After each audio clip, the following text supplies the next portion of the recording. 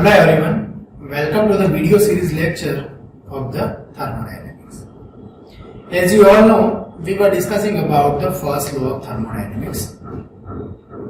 And in the first law of thermodynamics, we have already taken two lectures and we have covered these topics. In the first lecture, we have covered sign convention of the heat transfer and work transfer. After that, we have understand Joule's experiment, first law of thermodynamics for the closed system undergoing a cycle and for the process. After that, in our previous lecture, we have understand energy as a property of system, energy of the isolated system. We have understand the concept of enthalpy, and then what is the meaning of steady flow process. Now, in this lecture, I am going to cover steady flow energy equation.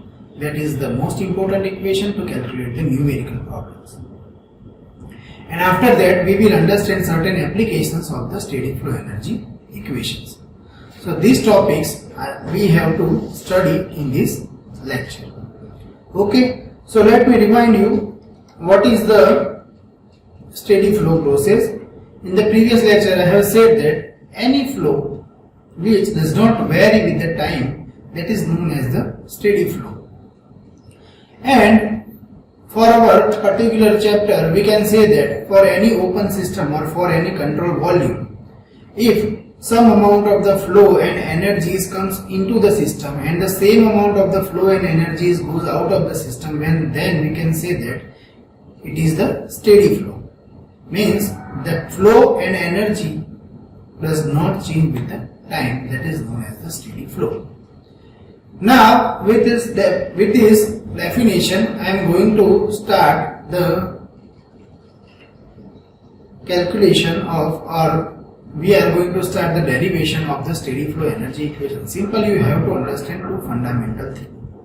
First, in the steady flow, the mass which is going into the system will be equals to the mass which is going out of the system. And similarly, the energy which is supplied to the system will be equals to the energy going out of the system. These two things you have to understand. Now, before starting the derivation, let me clear these terms. So first you can see here the diagram. I am going to take one highlighter so you can easily understand. Here the mass flow rate or mass which is going into the system is, we will consider that mass as a W1. Okay, we will consider that mass as a W1. Here you can see. Okay, so the mass which is going into the system will be considered as W1, and mass which is, or flow which is coming out of the system, that is considered will be as a W, small w2, small w1. W1 means flow which is going into the system and W2 is the flow which is going out of the system. In some textbook you will find M1 and M2, that is the mass 1 and mass 2, both are correct. You can take any symbol. Here we have taken small w1 and small w2. Next, what is this Z1 and Z2? So Z1 is the elevation difference.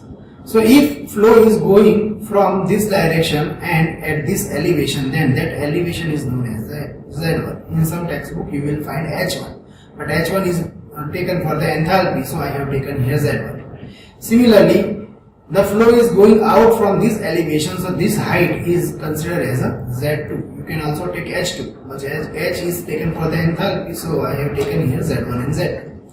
Okay, so Z2 is the elevation from where the flow is going out of the system. Now what is the purpose of this elevation? With this elevation difference you can calculate the potential energy difference. Okay, we know that the potential energy depends on height.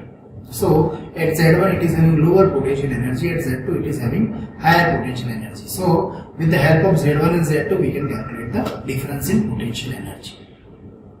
Now next term. Next, here you can see in this diagram, here in this diagram, this is the M1. M1 is the mass of water and here M2 is the mass of water. W1 W2 is the mass flow rate. Okay, you have to understand. Mass of water and mass flow rate both are the different thing. Okay, mass means 100 kilogram of mass. but mass flow rate, that is W1, what is the mean? That 100 kilogram per second. Per second, how much amount of the mass is flow? That is known as the mass flow rate. So that is known as the flow. So flow is W1 and W2, small w1 and small w2. And mass M1 and M2 is not mass flow rate, it is only the mass of the water, that is 100 kilogram or 200 kilogram. That much amount of the mass will be going into the system. But per second, how much amount of mass is come? That is the W1. Okay, so when you divide this M by time T, or you can write dm by dt, at that time you can get mass flow rate. Okay, so that we will understand in the derivation. Okay, so M1 amount of mass is come, M2 amount of mass is going out of the system. Now let us talk about the energy. When the flow is going inside the system, if we take here the small, if we take here this small yellow section, what happens? This small yellow section will be going into the system. Okay, so this small volume will going into the system. Now when it is moving further, we can say that some amount of the work will be done. That is known as the flow work. So what is the flow work? Flow work is the pressure force into volume. That is known as the flow work. And this water has some internal energy, that is the U. So if we sum this internal energy and the flow work, then ultimately we will get the one term that is known as the enthalpy. So this water will be having, let us take the example of water. So this small volume of water having some internal energy and it is moving further, so it is going to displace. So because of this displacement, some amount of the work is done, that is known as the flow work. And that equation of the flow work is P into V. So ultimately the internal energy and PV are both moving forward. That is the water, when the water is moved, with the water internal energy is moved and the flow work is done. So we can do the sum of both the property and we can make one property, that is the enthalpy. Means U plus PV, we can sum both flow work and internal energy and we can combine it into one term, that is the enthalpy. So we can simply say that the water or mass 1 with some enthalpy is going into the system and water of mass 2 with some enthalpy is going out of the system. Okay, so this diagram simple explain this thing, that with enthalpy H1 some amount of the mass is coming into the system, with the enthalpy H2 some amount of mass is going out of the system. Okay, flow is W1, W2, elevation difference is Z1 and Z2. Now second thing, when the flow is going into the system and when the flow is when the water is going into the system and when the water is going out of the system, there will be the difference in kinetic energy also. So we have to consider that energy also.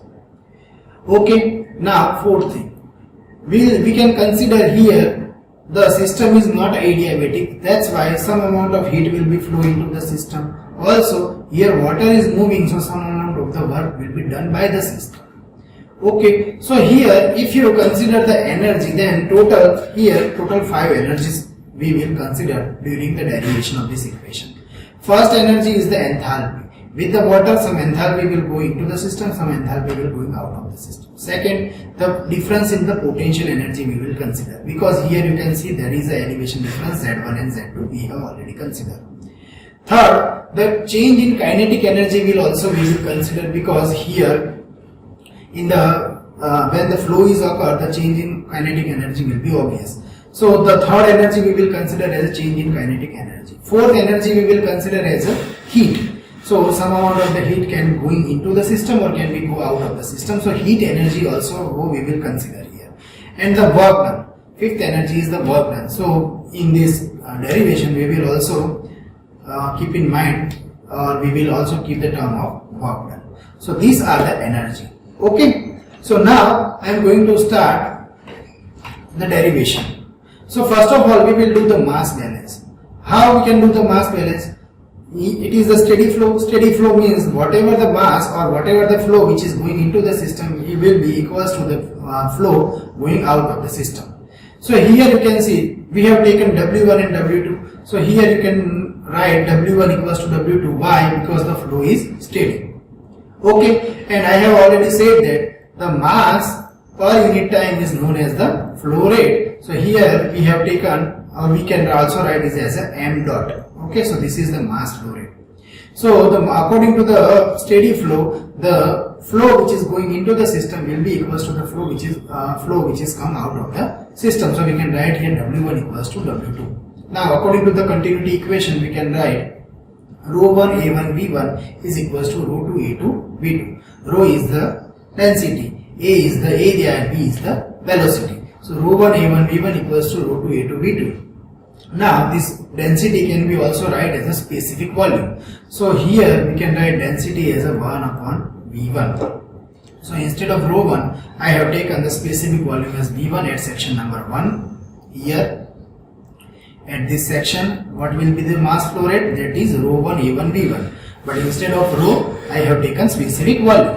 So V1, small v1 is the specific volume. So this is the mass flow rate at section number 1 and this is the mass flow rate at section number 2. So rho 2 A2 V2, instead of density we can take specific volume A2 V2 by A2. This V is the velocity. Okay, here you have to understand this capital V is for the velocity and this small v is for the specific volume. Okay, so at section number 2 we will get specific volume V2. Okay, so this is the mass balance. Finally, you can get the flow rate in kg per second with the help of this equation. Okay, so this equation is known as the equation of continuity. You already know in 11-12 science you have already studied the continuity equation. Just I am going to revise this equation. Okay, now the next one is the energy balance. This is the most important topic. Okay, so in the energy balance already we have discuss this thing. Then total 5 energy we will consider here. First enthalpy, second kinetic energy that is V square by 2 and the ZZ1 that is the potential energy. So here this H1, I am going to highlight this thing so you can better understand. This H1 is the enthalpy, this is the first energy at section number 1. Second is the kinetic energy V square by 2 and ZZ1 that is the potential energy at section number 1. Also we consider that the heat is supplied to the system, so we have taken here del Q by T, okay, with respect to time. Now at section number 2 similarly we can write at the section number 2 the enthalpy is H2, the kinetic energy is V square by 2 and the height is at 2g and the work is done by the system that is taken as del W. Okay, so we can make the energy balance like this. So finally, if the flow is steady, then we can write here the mass flow rate will be same in both the section. So the whatever the W1 will be equals to W2. So the mass flow rate will be same. And if the mass flow rate will be same, then we can write W1 equals to W2 and finally we can write dm by dt. Okay, now if we divide the entire equation by the mass flow rate, then what will we get? Finally we can get this final equation that H1 plus V1 square by 2 plus ZZ1 plus dq by m is equals to H2 plus V square by 2 plus ZZ2 plus W dW by dm. What is the meaning of this equation? The energy which is flowing to the system will be equals to the energy flow out of the system. Here we have taken total 5 energy, enthalpy, kinetic energy, potential energy, heat and work. Okay, so this is the final equation for the steady flow. Okay, so this is known as the steady flow energy equation. Done? Now, now let us apply this steady flow energy equation for the nozzle. Okay, so here you can see. First of all, you have to understand what is the nozzle. In the nozzle, you can see this. From the nozzle, no heat is transferred. So this nozzle wall is the adiabatic wall. Okay, so no heat is transferred by the nozzle. First, you have to understand this. So heat transfer cannot be possible through the nozzle. And second, work transfer also not possible with the nozzle because the nozzle is helps to increase the velocity only. Okay, in our daily life we are using the nozzle. Why we use the nozzle? The particular use of the nozzle is to increase the velocity. Nozzle will not transfer the heat, nozzle will not do any kind of work. Okay, so the purpose of nozzle is only to increase the velocity. Okay, now how we can apply this steady flow energy equation into the nozzle, that we have to understand here.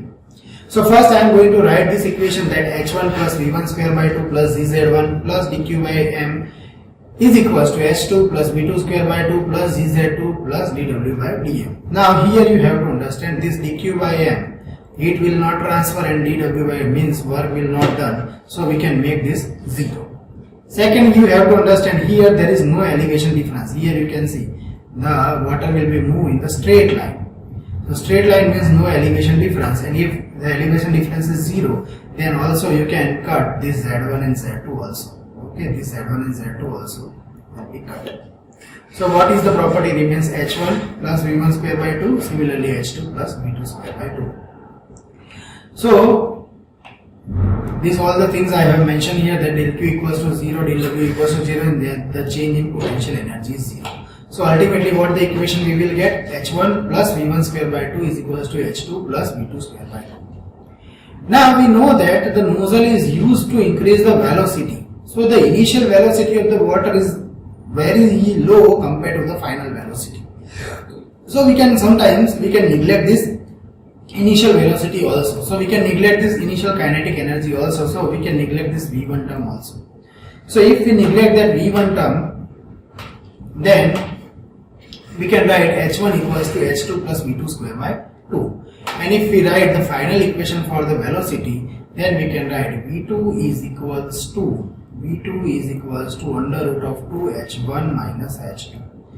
Okay, so this is the final equation for the velocity of the nozzle. Okay, so what is the application of nozzle? Nozzle is used to increase the velocity. So in numericals, just you have to find the final velocity because it is its application. Always remember, in thermodynamics, you have to calculate the numerical according to its application. What is the application of nozzle? Application of nozzle is the final velocity. So you have to derive the equation for the final velocity of the nozzle. So that's why we have taken here V1 equals to 0, and finally, because it is the very low, and finally we can get the equation for the V2. So it is its application. So with the help of a steady flow energy equation, we can calculate the velocity of the nozzle with this equation. Okay. So in this lecture we have understand what is the steady flow, how the steady flow energy equation is derived, and we have understand the application of the nozzle. In our next lecture we will understand further more application, and then we will do some numerical problems. Okay. So till then, take care, bye bye, thank you so much.